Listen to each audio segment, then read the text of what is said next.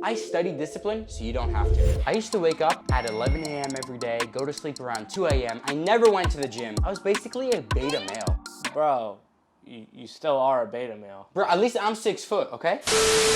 I now go to the gym consistently. I have a job that's commissioned. I read a book a week last year, and I did all that at 16. Now, when I say those things, do you think they took discipline? A lot of people would say yes. Heck, I would have said yes. But now I disagree. Here's why.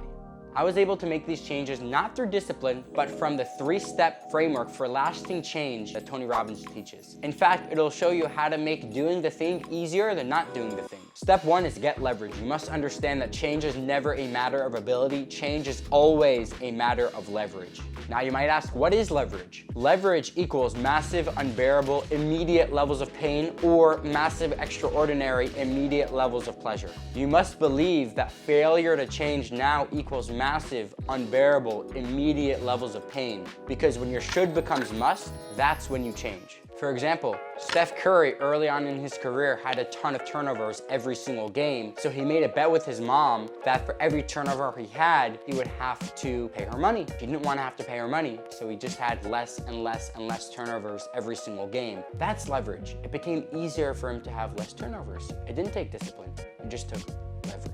When the pain of the leverage is more painful and more immediate than the pain of the relapse, whatever action that may be, you will change, period, and never go back.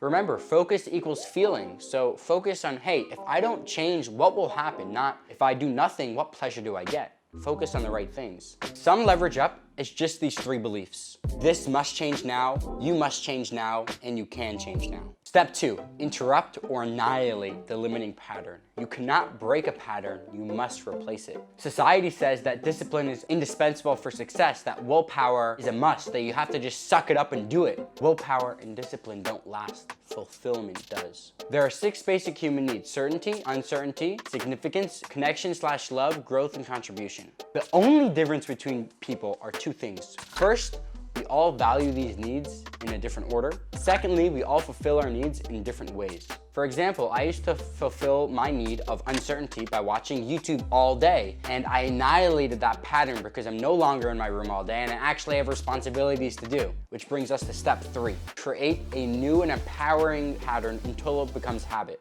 Now I meet my need of certainty through my work. I speak with people on the phone all day instead of watching YouTube. I replaced the way that I fulfill my need of uncertainty. So that's the 3-step framework. It's very simple. Remember, discipline doesn't last, your beliefs do. So what is a belief?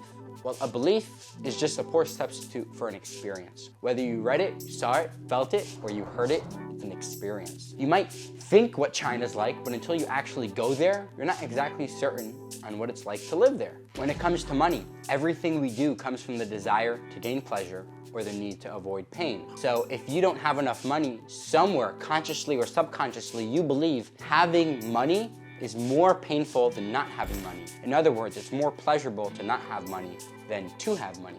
If you're great at making a lot of money, or maybe you're not so good at making a lot of money, but either way, you're having a challenge of keeping it and multiplying it, it's probably because you believe that the primary purpose of money is to pay your bills and buy stuff. That's what the poor and middle class believe. Wealthy people don't believe that. They believe that money is a game and the primary purpose of money is to make more money. If you enjoyed this video, you'll definitely like this one.